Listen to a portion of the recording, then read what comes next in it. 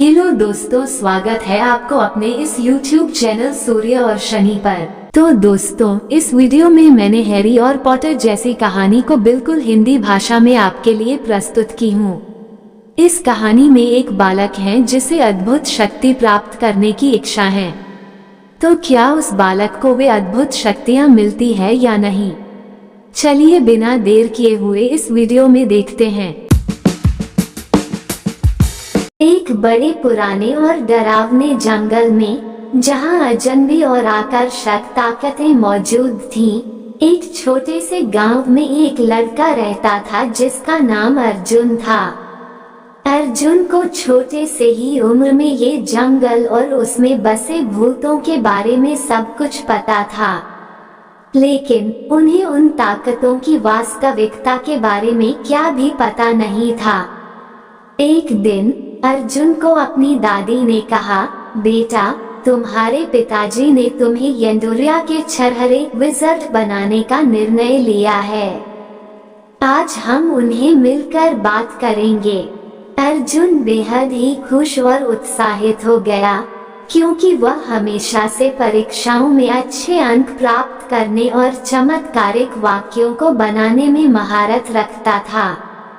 अगले दिन अर्जुन और उसकी दादी यंदुरिया के छरहरे श्री विद्यानंद जी के आश्रम में पहुँचे। उनके पास डटकर खड़ा होने के बाद अर्जुन और उसकी दादी को यंदुरिया के छरहरे एक अद्भुत दुनिया के बारे में बताया। आश्रम के भीतर अर्जुन ने अद्भुत बहुत सारी चीजें देखी, जैसे चार्मिंग प्रोफेसर्स, जादुई हस्तियां और सबसे मशहूर क्विडिच खेल। यह अर्जुन के लिए सब कुछ आदर्श लग रहा था। छरहरे विद्यानंद जी ने अर्जुन को बताया कि वहां छरहरों की दुनिया में रहना मंजूर है, तो अर्जुन अपनी पहली कक्षा को पूरा करने के लिए यंदुरिया का मत्स्य उत्तेजक परीक्षा में शामिल हो गया। गुजरते हुए समय के लिए अर्जुन कक्षा के नाश्तारों, जादुई विषयों और शक्तियों के बारे में सीखा। प्रतिदिन के पाठ डरावने और रहस्यमय थे, लेकिन अर्जुन उसे बिंदासी से ध्यान देता था।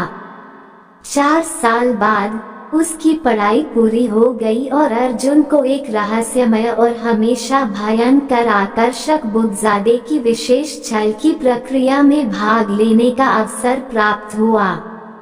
इस प्रक्रिया के दौरान छल और दृश्यांतरण के जादू की कला में अर्जुन ने कौटिल्य और उनके मात्रा बंधनों को समझना शुरू किया।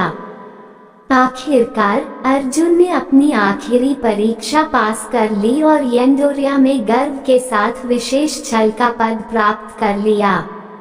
इससे उसे दूसरे छरहरों के साथ अद्भुत जादूगिरी की सभी प्रकार का पता चला। फिर कुछ समय बाद अर्जुन यंदुरिया के द्वारा आयोजित एक प्रतियोगिता में भाग लेने का मौका प्राप्त हुआ। उसके बाद की कहानी में अर्जुन ने बुराई से लड़ाई देते हुए जीत हासिल की। वह परम शक्तिशाली हो गया और अपने देसी महकते हुए सवन में एक दिन छतरी में बैठकर उच्च मार्ग सिद्धि को ध्यान में रखते हुए, जो बचती ठनक से कुछ ही लोगों की पहुंच में होती है, अर्जुन ने किसी मगवारे का आभास किया था, जहां पुराने पत्थरों के ढेर के पीछे छिपी हुई एक अद्भुत शक्ति हो सकती है। लेकिन जब वह मगवारा खुला तो वह देखा कि कोई नहीं था, केवल एक पुरानी किताब और बट्टों की ढेर थी। बचे हुए रहस्य में गहे रहे अर्जुन ने वह देर रात में खाली हौज में किताब और बट्टे के साथ जा पहुंचा। वह देखा कि इस किताब में, जो कि एक जादूगर से पत्थर करके किया गया था, जो बहुत समेकितता और संगठनता से बंटवारे में था, कई छरहरे की जादूगिरी जानकारी दी गई थी। अर्जुन ने दिल्ली के पास ही एक पुराने किले में स्थानीय जादूगर को ढूंढा, जो उसे इस शक्तिशाली पत्थर को अकेले करने में सहायता कर सकता था। इस साथ वो एक महान और विशाल युद्ध के एक प्राकृतिक उद्गम प्रकोप पर जाता है, जहां उसे एक आत्मीय रक्षा के रहस्य से आच्छन पाता है।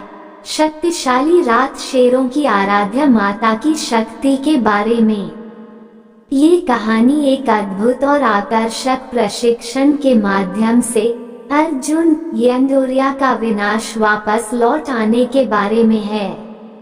अर्जुन ने यात्राएं की, खट्टी मीठी चुनौतियों का सामना किया और उसने अपने आप को इस पुरानी किताब के द्वारा दिया गया ज्ञान मार्ग के साथ एक अद्भुत जादूगिरी के धरातल पर प्रतिष्ठित किया। यह एक मजेदार और जादुई कहानी है जो जादू, विद्या और साहस के बारे में है। ये बनारस और दिल्ली के जैसी आदिवासी और मूल्यों के बीच बात संगीत है, जहां इस कहानी में अपनी धरोहर को खोजने, समझने और सम्मानित करने का संकेत मिलता है।